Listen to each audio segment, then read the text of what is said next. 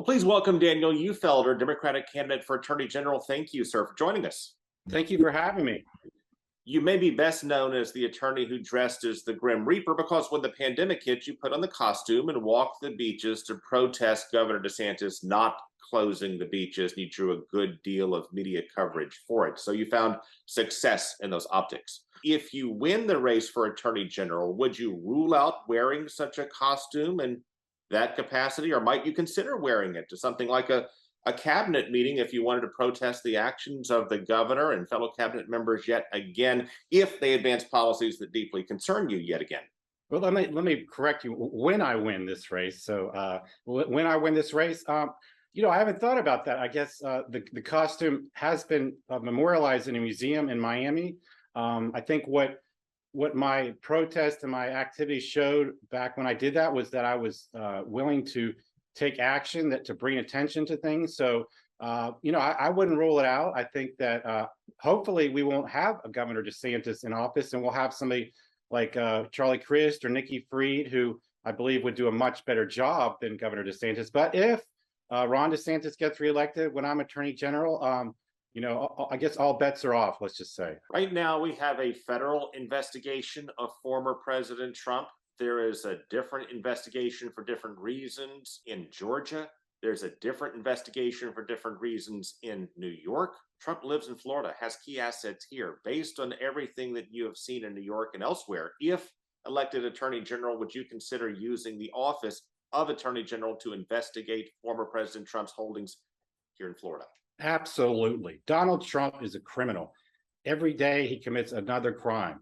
It's disgusting that we have allowed him to walk free. Donald Trump has manipulated and corrupted the system. He instigated insurrection with the hate of many people. He's, from what I understand, that they're seeking to have. He took the Fifth Amendment 400 times in his deposition in New York with the Attorney General there, when he said that anyone takes the Fifth Amendment is clearly guilty. So when Donald Trump, if he wants to stay in Florida, when I'm Attorney General, that Mar-a-Lago, that crime scene that is down there, I'm going to investigate it for sure. Would you refuse to prosecute women who have abortions or those who perform them based on the timing of the procedure if it violates state law? As I said early on, when the Dobbs decision was first leaked, before it came out, I said I would not use the resources of the Attorney General to prosecute women or doctors that are involved in that procedure. That Florida has a right to privacy in our Constitution. We've had it since 1980. The right to privacy has been recognized to apply to reproductive rights, abortion rights, numerous times. So I do not believe that any of these restrictions that are these government overreaches are compliant with our Florida Constitution. Knowing what you know of Governor DeSantis, do you think he might try to argue that refusing to prosecute people for performing or receiving abortions in violation of state law would be a neglect of duty? Is it possible that he could try to construct that kind of argument? Well, I wouldn't put anything past Ron DeSantis. Ron DeSantis is a autocrat. All he wants to get is more power. He goes after people that he disagrees with, whether it's Disney, whether it's reporters, whether it's anything. So he is not a law and order governor. He's a tyrant. Based on what you've seen in the Hillsborough Office of State Attorney and elsewhere, then if you are elected and if he wins re-election, do you think he might suspend you? And if so, what would you do? He has no right to suspend another member of the cabinet. The Attorney General, I'm in third in line to run this state. He has no authority to do anything of that nature. Did he have the authority to suspend Andrew Warren? I don't think so.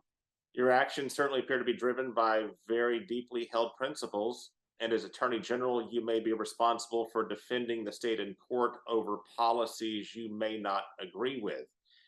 If something like that happens, would you defend Florida's government to the best of your ability over policies you may not embrace? Yes. I mean, when I'm Attorney General of Florida, I'm going to be representing 22 million Floridians, whether there's Democrat, Republican, Independent. And yes, I will vigorously defend actions. Of course, if there are things that I think I could stave off before they go into effect, I would do that. But the Attorney General of the state of Florida is supposed to be a nonpartisan position. We've had great attorney generals in the state, like Bob Butterworth, who's supporting me, like Bob Shevin, like Charlie Crist. So we don't have the Attorney General is an attorney. It's not supposed to be a politician. like I hear now, I practice cases, I litigate my cases based on the facts and the law, not based on politics. But our current Attorney General, Ashely Moody, is doing the exact opposite. She signed on to a brief to overturn a valid election. She stood in the way of 2 initiatives being on the ballot to legalize marijuana. She stood in the way of the Affordable Care Act. You were a Republican not long ago. You switched to the Democratic Party about a year and a half, maybe 2 years ago, year and a half.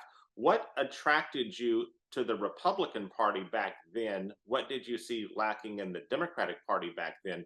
And what drove your shift to the Democrats? Well, I was a Democrat growing up. My parents have been Democrat activists. I worked for Bill Clinton, Lawton Chiles, Bob Graham.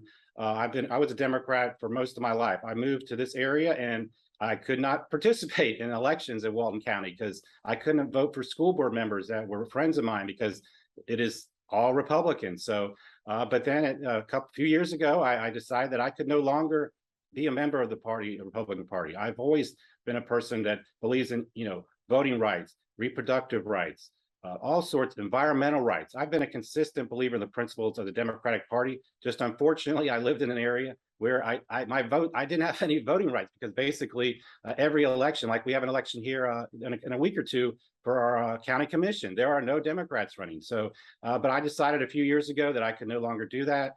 And so, but yeah, that's who I am. I mean, I was a Democrat most of my life. I was a Republican for a period of time. I've been a Democrat for several years now. And but if you look at my actions, if you go to my Twitter page, why don't you just go there, and if you can find anyone who's been more aggressively attacking Ron DeSantis, Ashely Moody, Matt Gaetz, Donald Trump, you will not find a person. I started a PAC called Remove Ron to remove the governor. So I understand, and this is going to help me in the general election when I win the primary, because I'm able to communicate with people that may be a member of a different party, because I live amongst people who are a member of a different party. Daniel Uhlfelder, thank you so much for your time. Thank you.